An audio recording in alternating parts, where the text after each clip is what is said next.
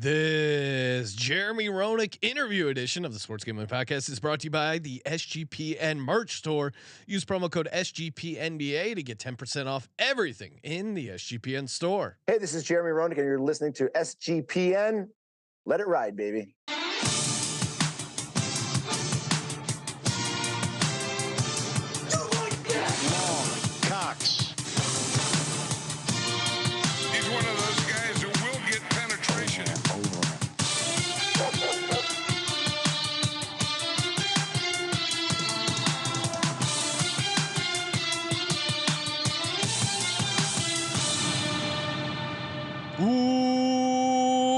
Welcome everyone to the Sports Gambling Podcast. I'm Sean, second the money green with my partner in picks, Ryan, Real Money Kramer. What's happening, Kramer? Oh, if you're watching on YouTube, you're probably wondering, we're back on the ice so soon? Yes, back on the ice, blades of steel, talking hockey. Yeah, we got an opportunity to interview Jeremy Roenick. I think you guys are gonna enjoy it. He really strikes me as a true #Legends only in the best way, Ryan. I would say this was the first of many conversations that we plan on having with Jeremy Roenick. Yeah, he was a true and can't wait to get to the interview. Before we get to that, of course, shout out to Underdog Fantasy. If you haven't set up an Underdog Fantasy account, I don't know what you're doing. You're missing out. Just go to underdogfantasy.com, use the promo code SGPN, get the 100% deposit bonus up to $100. NHL player prop parlays, NBA player prop parlays, MLB player prop parlays. Again, NHL, NBA playoffs, perfect time to get in. And of course, the NFL best ball draft season is here. They're giving away over $500,000 in prizes. New games added every day. Just go to underdogfantasy.com and use promo code SGPN. Joining us on the line, 9-time NHL All-Star Jeremy Roenick. Jeremy, thanks for calling into the show, man. Appreciate it. Hey, listen, I love you guys. I am a big gambler, so I think. Oh yes. Too. So this is awesome, and you're a Philly guy, right? So what more could you ask for? A fellow Philly guy, Philly guy who also likes sports gambling. You know, you famously, they stepped in, said, "Hey, maybe relax on the sports gambling," but now you have to be laughing because every game there's commercials. It's all over the boards everywhere. What do you think of the league now and their take on sports gambling? Well, I think it's only smart. I'm surprised that the federal government haven't become the bookies, to tell you the truth. Why not? You're not going to stop people from betting on sports, and it's what makes things exciting. And I think for like me, I gambled on sports all through my career, with the exception of hockey. Football, basketball, baseball. It was just something to do, and it's something that makes it exciting. And I'm glad that people are now starting to see that gambling is a good thing if you can control it. I mean, obviously there are people that are addicted to gambling. You got to make sure that we have venues where we can help people that have that. But listen, if you play $10, $20, make the game more interesting. It's a big business, and I think it's an important business. But we do have to make sure that we take care of the people that can't control themselves, though, unfortunately. And Sean, that was something I learned in doing the research here. I think most of that time, if not all of that time, you weren't breaking any league rules by betting on other sports, which in some ways almost feels like, again, the NHL has kind of quietly been one of the more progressive leagues out there. Great to see, because look what happened to Calvin Ridley. Granted, he maybe bet on his sport, but it does feel like that. It's always an overreaction with gambling because it's a vice, and because, like you said, people can get hurt with it. But yeah, I mean, I love the idea of, like, it's a lottery ticket, right? You're having a little bit of entertainment. You're enjoying the game. Maybe you're watching the Bulls that night or whatever. Get a little action. MJ's about to take it down. But glad to hear. There are a few things that you have to, that obviously come into play, right? Because the IRS is going to want to know who's gambling, and there's always that they want their money too. They got to wet their beak, huh? Yeah, you got to go through all that stuff. If you're doing everything by the book, there should be no problem with it. And, this goes all the way back to Pete Rose, right? Because Pete Rose, who should be in the Hall of Fame, but is banned because he gambled on his own team. This is my take on this. how can you gamble on your team to win? Pete Rose gambled on his team to win. If you're gambling on your team to lose, that you can control. Yeah. You cannot control yourself to win. It's a very, very fine line. And I'm a gambler. There's no question about it. I think Oh, hell yeah. you have to watch it, but there are things that you can't control. There's no question about it. No, I know hockey better than anybody. I find myself losing on hockey daily. Crazy things happen. Well, the closer you are to something, then generally that turns out poorly. But let me think about it, right? What's the narrative in the mainstream right now? Jalen Hurts bet on himself and he won. So yeah, I mean, let's go. Bring it into the light. If you can't bet on yourself to succeed, then who can you bet on? Exactly.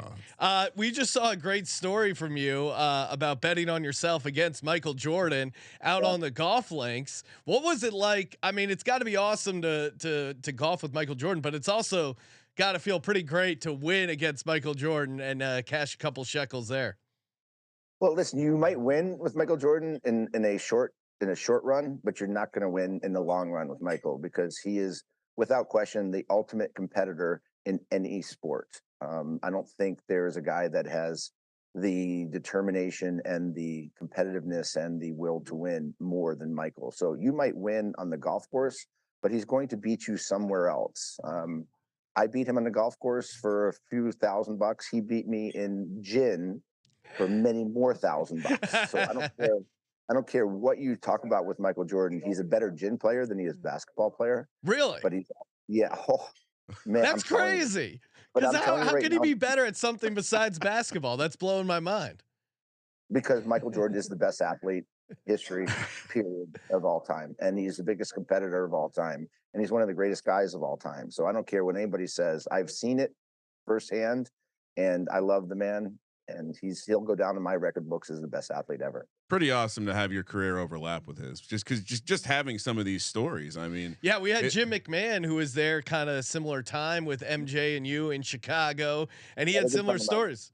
Yeah, another good friend of mine. So yeah, it's funny that those Chicago days were so great between '86 and '95. That were just electrifying sports years. The Bears were good. The Bulls were unbelievable. The Blackhawks were at their peak. The Cubs still sucked, but that's okay. A lovable loser. Yeah, you can only do so much with the Cubs there. Speaking of golf, of course, you are playing in the Invited Celebrity Classic this weekend live on the Golf Channel. You can play along at the Choctaw Pick'em. It's not actual gambling, but it's like a free-to-play game. Your odds, you're listed here. I'm seeing 6 for the odds to win it. You're listed at 12-1. What do you think about your chances of taking this home? I'm always scratching at the surface, right? I get right there, and then I've always seemed to just find a way to lose rather than find a way to win. I've been in the top 5 at Tahoe for a lot of years. I think I was 7th here last year. I was 5th in Orlando. So I have a shot. There's no question. It's getting rid of those dumb shots that I seem to find every once in a while. But I'm competing, and I will be near the top. Whether I get to beat Romo or beat Mulder or beat Fish is all luck of the draw. But I'm hoping. Well, we're definitely rooting for you over Romo. I mean, I'm an Eagles fan. He's a Giants fan, so we're Roenick over Romo all day. And I gotta ask, because we love chopping it up with the celebrity golf circuit guys, but you're still not a pro golfer. Which means it still is odd to have people standing watching you dangerously close to a driving situation. Has anything ever happened with you, or have you witnessed anything crazy when it comes to having galleries for non-pro golfers? Yeah. Everybody wonders why Charles Barkley had such a hitch, because Charles actually hit somebody at Tahoe, and it demoralized him so bad that. When he's around people, that memory keeps coming back. So, Charles Barkley is one of the greatest human beings on the planet that cares about people so much. And when he hurt somebody at Tahoe, that mentality got into his head. So everybody wonders why he had that hitch. I think he has that hitch because he's afraid of hurting somebody in the gallery. 100% truth. That's how I feel. I love Charles, and I'm glad he's getting out of that mentality because he's now playing some better golf. Yeah, no, he seems to be improving. He has a hitch because he was afraid of hurting somebody. That's the most reasonable explanation I've ever heard, because we even got to see behind the curtain when he would practice and he didn't have it there. So I mean, that, honestly, like, come on, Charles, just come out and mention it. That's actually a really reasonable explanation. And yeah, like for me, that would be terrifying. I have hit a person Charles, before. You know, Charles, he's not going to give you excuses. No, that's true. He's just going to own it. He's just going to own it. As someone who has hit someone on a golf course before randomly, I do understand what that, like the randomness of just drilling someone with a golf ball is pretty terrifying. I've been in a couple situations where I looked at the people and said, "Hey, listen, your life's in danger right now where you are. Like, move over." Well, that is always a weird moment when you're out there and golfing and someone asks in your foursome, like, "Hey, am I good?" And you go, "No, you're not. Can you keep moving over? Because maybe I'm probably not gonna hit you, but I'm gonna think about hitting you when I'm swinging the club." It's like water; it gets in your head. Yeah. As soon as somebody says, "Yeah, you're pretty good," it's probably a good idea to take another couple steps to the side there. Speaking of hockey, golf, how does I think it's you always see the football, like quarterbacks seem to do well in these celebrity things. Baseball players seem to do well. Kickers and hockey players. Yeah, hockey players. So how does I've seen Happy Gilmore a million times, but how does the hockey swing translate to the golf swing? Well, listen, we have the seasons that coincide, right? Because you can't play golf in the winter. You play golf in the summer. So obviously you go out there and play in the nice weather. And we have a lot of the same rotation, right? It's a lot of hips. It's a lot of rotation of the shoulders. The only thing with golf is a left-sided game, right? You want to take the right kind of out of the game, whereas hockey is an over the top. We try to come over the top and hit a slap shot with as much force down on the puck as we possibly can, which is okay with golf in terms of the contact, but you don't want to come over the top to the right. That's not a good thing for golf. You want to keep that right side out. So for a hockey player, if you can find a way to eliminate your right side from the golf ball, you're going to hit the ball well. But it's the same rotation. It's the same kind of weight transfer. It's game eye-hand coordination, which really translates really good to hockey players. When did golf start? Because I would imagine as a hockey player, you had to look down on the game a little bit in terms of the toughness needed to play. But we loved it because we love being able to play. No, we love playing a sport where we didn't have to worry about someone coming and kicking the shit out of us. Getting your ass kicked. You don't have to look behind for someone cross-checking you. It's a left brain, right brain sport thing. So you mean I can compete and win money and not get beat up? I'm in. Yeah, it seems like a much easier option. I mean, you talk about obviously you went toe to toe a number of times with some of the biggest goons out there. We asked our chat, who would you rather go up against if you had to one more time? Ty Domi, or Bob Probert? Who's the toughest? I see you're shaking your head there. No, I fought Bob Probert twice. Yeah. Okay. I feared for my life both times. I would not fight Ty Domi, because I refuse to fight somebody that really got happy and excited when he got hit in the face. He did have that joy in his eye when he was getting punched. It's very odd. No. And if you see Ty Domi, even today, he's intimidating. He's got a Teflon head. So you hit him, you hurt yourself. You don't hurt him. And you don't want to fight a guy like that. So I refuse to fight a Ty Domi. He's the only guy I think I would ever say I would not fight is Ty Domi. Wow. And if you're not watching on YouTube right now, like that, there is a serious look on Jeremy's face. Like he was giving a PSA. I saw him last night. I saw him last night and he still scared me. Buying him some drinks. Hey Ty, what do you need? How we doing? Yeah. We're cool, right, Ty? we actually had this conversation because I've talked about Ty Domi, how I refused. And he said, "You said I had a Teflon head." I said, "You do." And he laughed. That's what you say when you have a crazy ability to take punches. I mean, one story that I loved was you took a cross check from Featherstone way back in the day. He might have been your rookie year, maybe second year. First playoff game. First playoff game.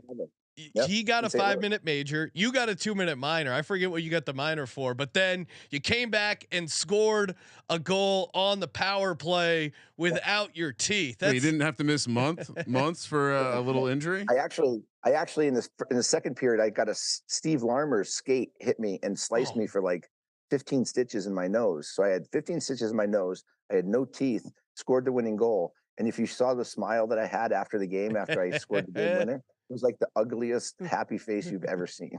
Well, and we got to ask, like, love talking to the older generation of athlete and getting comments on the modern generation. We witnessed Zion. Essentially, it seems like just check out and decide he didn't want to play. Like that has to crush you to watch these athletes in some cases opting out instead of opting in. Yeah, for sure. Lamar Jackson, another one. Yeah. Football. You can't tell me that Lamar Jackson couldn't have played and helped his team in the playoffs. And this is what I've said a lot of times. Money will create, without question. I think, what's the word I'm looking for? Entitlement. Entitlement, yes, but why should I have to go out and play if I don't feel good? I'm making millions anyway.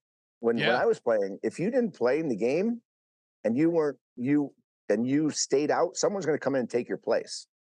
And you needed to play you needed to play to get that life-changing money. It wasn't like you got that life-changing money on that first contract. What do guys fear nowadays? They're making millions. Yeah. And so like, okay, so I'm going to go back in. I have all this pressure to perform.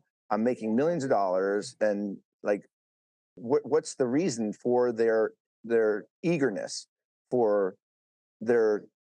so for me, it's a big discrepancy right now, and money will lead to being lazy, to tell you the truth. It's like who wants to win? I've seen guys get hit in the National Hockey League and they're out for a week when we played the next shift. We didn't miss a shift. Yeah, no, you're right there. What do you see? Look at me. I assume the hockey guys were still tough, but you're even calling these even guys. The hockey guys have gone soft. You mentioned the stitches. This whole generation's gone soft. Yeah. Well, as a parent, I couldn't agree with you. Don't yell at me. Don't yell at me. You're triggering me over here. You're gonna hurt my feelings.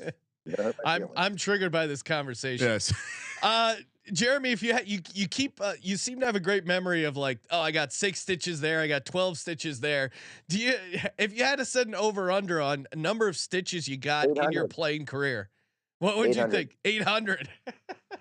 That's impressive. I mean, you're holding up well for a guy who has 800 stitches on his face. I have a great plastic surgeon. I'm gonna say, pretty good looking face for 800. Well, I would wear that. Ryan, that's got to be a great gig. Get in with the charity. I'll take that charity all day long. I appreciate it. Get in with the NHL guys if you're a plastic surgeon. Well, I've always said, Sean, you should see Mike Modano. He can pose for GQ right now. He's beautiful.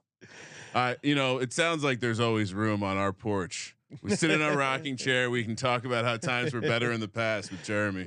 Yeah.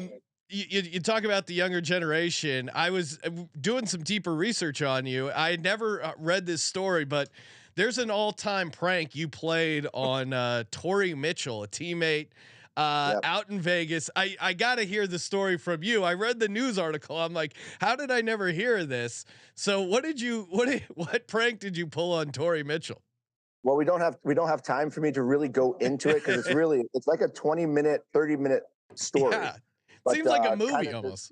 Kind of just to like paraphrase, I hired a professional Hollywood production company called Scare Tactics. Yes. To go into Vegas and pretend that we were going to a fun party in Vegas, but we're actually going to a cannibalistic party where people are eating people. And I died in it. And Tory Mitchell jumped out a double pane window and ended up hiding in Wayne Newton's llama.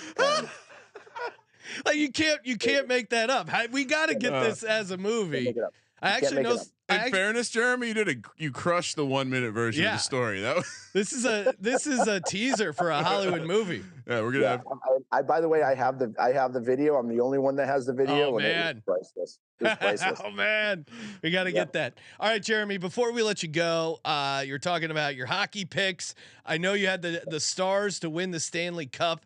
Right now they're at 16-1 plus 1,600. Do you still like the Stars to take it home? I do. I really do. I think they had a little fumble in the first game. Having Joe Pavelski go out early with a concussion, I think it really frazzled them. But last night they came back and absolutely just gave a kick into Minnesota. They won 7-3 and they showed me the team that I think they are. They're big. They're strong. They're fast. They got great goaltending. If Joe Pavelski can find a way to get out back into the lineup if they win this first round, they can play any style of game. They can play a fast game. They can play a defensive game. They can play a physical game. I don't see them losing to anybody in the West. Boston, I think, is going to struggle because of the season that they had. I just think the Dallas Stars are made for long runs into playoff series, and will come out on top. Love it. One final question: how do we fix my Philadelphia Flyers? What would you do? And what do they? Baby, Danny Briere is going to fix this team. The guy's been there. He knows what it is to be a Philadelphia Flyer. He knows talent. It's about time that they got somebody into that position that was actually in the game, that actually played in Philly, that knows what it is to be a Philadelphia Flyer. And Danny Briere, I think, is the best choice that they could have had to be general manager and fix what we all want to be is one of the best teams in history. Philadelphia Flyers, bringing them back to where we expect them to be, and that's winning. Well, I co-sign that. Trust in Danny and great Jeremy. hockey name, by the way. Yeah, Briere, great hockey legend. Jeremy, appreciate you coming on to the show, and best of luck this weekend at the Invited Celebrity Classic. Check it out on the Golf Channel. Thanks a lot, Jeremy. Thanks, guys. A lot of fun. Awesome bonus episode again. A big thanks to Jeremy. Make sure you smash that subscribe button because draft week is coming. NFL draft week all next week. Ton of live shows. Of course, our live NFL watch party show, youtube.com/sportsgamblingpodcast. Smash that subscribe button so you don't miss a minute. I mean, literally, we're at back-to-back nights of draft live streaming. One fake and one real. Yeah, we got our mock on Wednesday night, and then and then we see how we do on our mock come Thursday. And we do have some special guests joining. Bunch of special guests, big names, friends of the program. It's going to be awesome. On top of me and Sean and Colby. Colby will be here.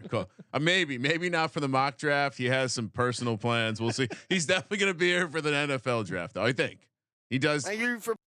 Sorry, last thing I was going to say. We have a Google sheet behind the scenes going, loading up the pick order of the mock draft, and in Colby's description cell it says "guy who hates football." I don't know who wrote that, but it's fucking hilarious. So someone needs a bonus. Thank you for participating in the Sports Gambling Podcast. For the Sports Gambling Podcast, I'm Sean, stacking the money green, and he is Ryan. Again, Jeremy, always welcome on the SGPN porch. Kramer, let it ride.